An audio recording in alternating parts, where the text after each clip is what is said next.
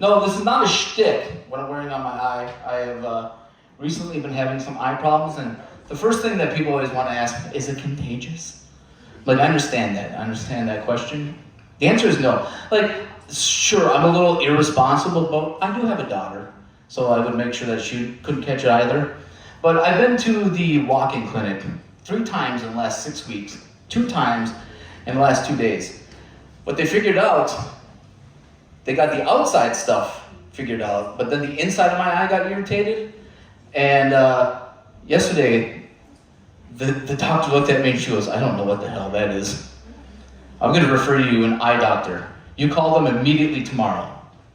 I did, and I got a help desk. And I'm like, oh, so this is fun. I guess I have Irona? Yeah, there it is. You got it? Remember the simpler times of Corona? It came in and it's like, I'm going to be the most politically divisive virus of all time. And now it's just the butt of so many jokes. It's like, this is not what I wanted. The power that has been stripped away. No, the pandemic was a simpler time, where you could just, I don't know, drink through a 175, a bottle of vodka every 3 days and no one judged you. You just went out, and going out was going to the grocery store, right? The simpler times. I remember that for 3 months. Then Northeast Wisconsin said, fuck this. Mid-June came through and was like, nah, we don't believe that's real. Now look at us, we're back to doing normal things again. Kind of wish I could go back to those simpler times where I didn't have to spend. Gas was 95 cents a gallon. Is that what we need again? We just need some weird virus to come through and be like, you know what, I think the solution is lowering gas prices. I think that's how it's going to heal everything. Now, one thing that did come up during the pandemic was flushable wipes. I love those things, flushable wipes. I'd use this brand called Dude Wipes, and it'd leave me feeling so fresh and so clean. I'm just walking around like a squeaky cheese curd, Now I just, if I don't feel like taking a shower that day, I just wipe my nuts with them too. I'm like, this is good enough. Oh, who hasn't done that? Liars. It's okay. It's the eye patch, it's making me sassy. But transitioning from Dude Wipes, I kind of want to bring them out to like wherever I go. Because I know when I blow up stall number 2, and I will, I just want to, thank you. Santa's like, I've seen it. I want to leave there feeling clean and confident, knowing that what happened in stall number 2 stays in stall number 2, Hashtag Dude Wipes. Hashtag unpaid testimonial. No, my least favorite thing, though, about public bathrooms, there's no bigger offender in my life than the trough. Yeah. Fellas know what the trough's about. You usually find them at sports stadiums. It's a metal slop trough that pigs would normally eat out of, except it's just dicks swinging from side to side, just pissing. I know, I heard some fright over there, like, oh God, it is that bad. I avoid that at all costs, not because I'm worried I'm going to show up and be like, damn, look what he's working with. I'm just worried that some chatty Chad's going to pull up and be like, I see you hang to the left too. Hey, you trim the bush, the tree stands a lot taller. It's the last place I need advice. But ladies, I don't know, maybe you have seen the trough or used it. I've certainly been at bars plenty after midnight when all of a sudden the men's bathroom turns into a unisex bathroom. But when I try to use the women's bathroom, I get kicked out because I'm a pervert. I don't know, double standards are weird. But it got me thinking though, could you imagine, ladies, if you actually had to use a trough? I'd imagine there'd be like some sort of bar to hang on to. Just kind of looking around like, Josie, no panties tonight, you slut. Who are you going home with tonight? Becky, we said no asparagus at dinner. Those are the best, you either get laughter or somebody that goes, Jesus! Like no one else has had these thoughts before. I'm just saying them out loud, it's fine. No, I like to wear very flashy shoes, not doing it tonight. I actually got a new pair of Hey Dudes. These are my loafers, my comfort shoes, my slippers. Who cares? You know, they're multifaceted. But sometimes I do like to wear very flashy shoes, and I thought about buying like just a plain white pair of white shoes that I could bring into a bathroom anywhere. Because my biggest fear is that when I do blow up stall number 2, I'll walk out and somebody will go, "It was you." Actually, my biggest fear is, you know, being on the can and making eye contact through the little crack in the door. Because then, maybe if I don't move, they won't see me. Again, you know, just thoughts and therapy and shit, it's fine. No, honestly, I don't know why stall doors in America just don't go all the way to the floor, you know? The last thing I need is like somebody's kid popping their head underneath the stall and be like, "Why are you so sweaty?"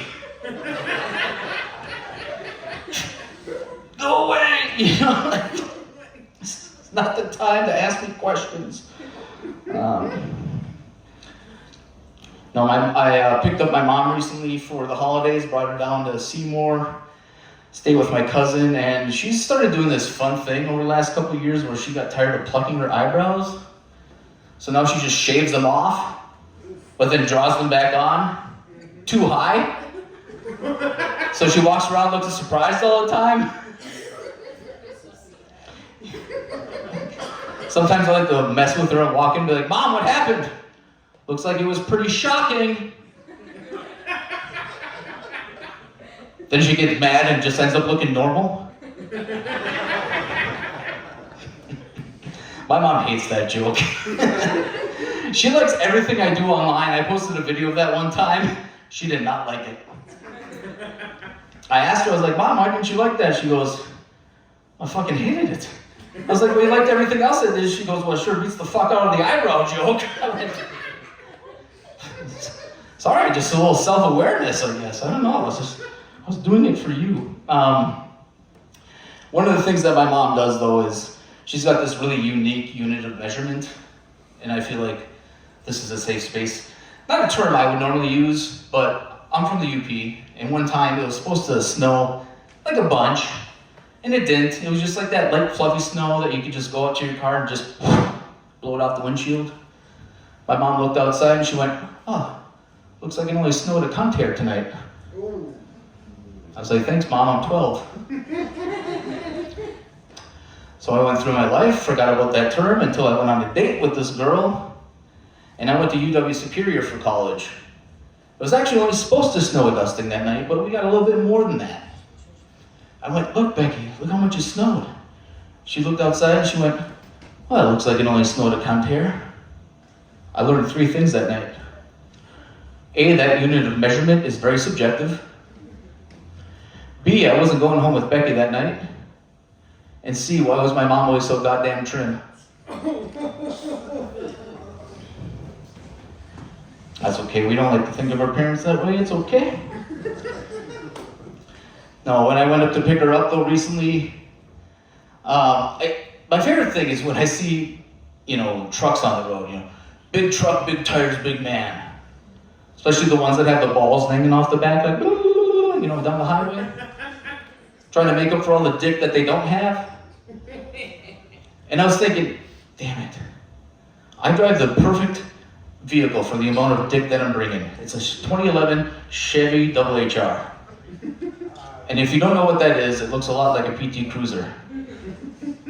Both out of date, not made anymore, just like the name Chuck. But I was thinking, damn, this is the perfect vehicle for the amount of dick that I'm bringing, you know? Sure, it's not big and flashy, but it's enough to bring you a kid. Thank you.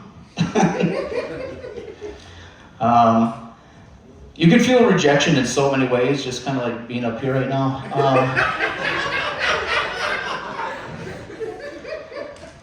You know, I saw an online advertisement for mustard donuts. The slogan was, "Wake up and taste the tang." I was like, hell yeah, that's good. So I took a picture of it, posted it on my Instagram story, and said, "This sounds like something college Chuck would have said." An ex-girlfriend immediately replied and said, This sounds like something you would still say. And I was like, shit. She ain't wrong. No, it's gotten so bad that like even people online won't even try to steal my identity anymore. I got a notification saying that my identity has been compromised. It was immediately followed by an email from the person trying to take it. It was just a bunch of articles of how to improve my credit score with $20 added to my Venmo. I remember one time I tried to buy my girlfriend a swimsuit. It said the Father, the Son, and the Holy Spirit on it. That's what she said. Oh no. I said, why not? She goes, well, you focus on the Father and the Son too much and it makes the Holy Spirit angry. I was like, shit. She ain't wrong either. That one's for me, it's okay. That's how you know it's good. But what's worse than rejection is the friend zone. We all know what the friend zone is like, right? Where you've been trying to text the last person for a year, saying things like, I think you're the most beautiful person in the world. And if you were with me, you could have anything you ever wanted. And they hit you back with the, I think you're great too. Yeah, we feel it over here. That's out of my good eye. I remember one time I was hanging out with my friend and his daughter was playing with an iPad and she walked up, she goes, I told Siri I loved her. And Siri said, I loved you too. So I snatched that iPad out of her hand. I went, Siri's not real. Just like Santa Claus and when they say you can be anything you want to be when you grow up. That's how I parent, it's fine. So I looked at Siri and I went, Siri, I love you. Siri hit me back with the, I think you're great too. And they say AI is not that smart. It's all right through my bullshit.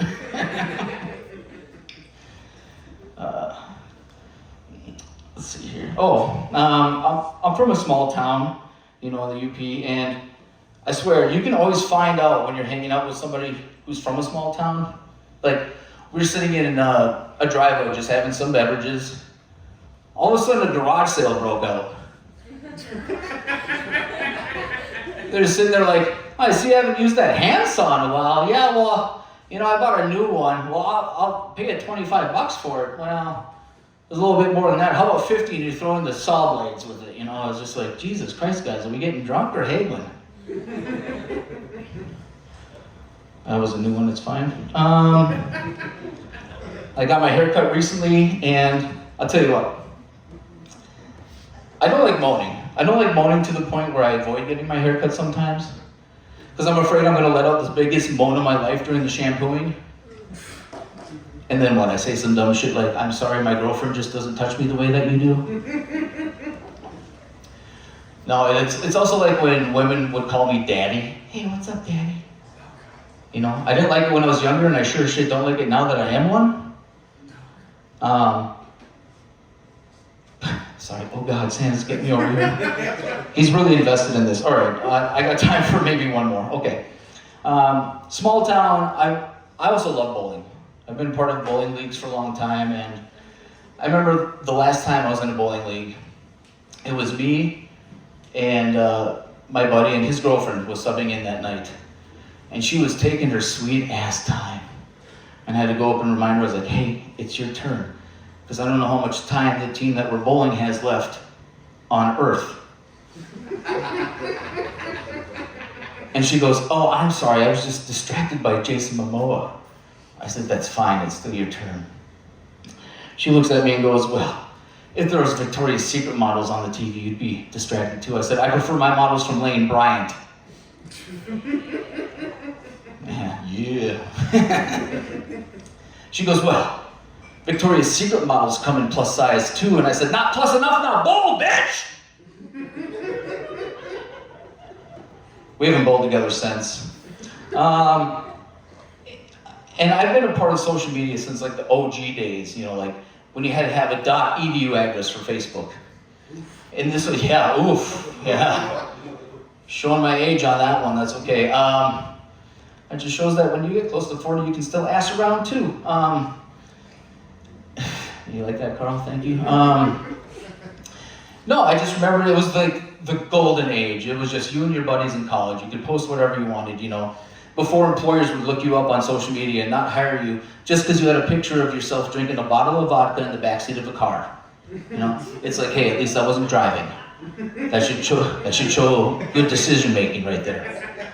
And I would post hip hop lyrics like it was my job.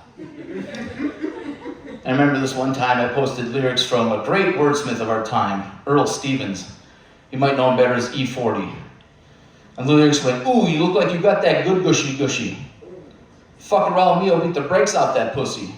And I went, that's how today's gonna go. Post. Came back, I checked my Facebook, I had a like on it, I said, of course I do, it was fucking fire. It was from my grandma. I forgot Facebook went public that year. And at first I felt bad. I was like, oh, Grandma, you don't need to see things like that. And then I thought further about it, and I went, well, does Grandma even know what the good gushy gushy is? Did Grandma have the good gushy gushy? That would explain all the plastic on the furniture. I've been Chuck Charles, thank you.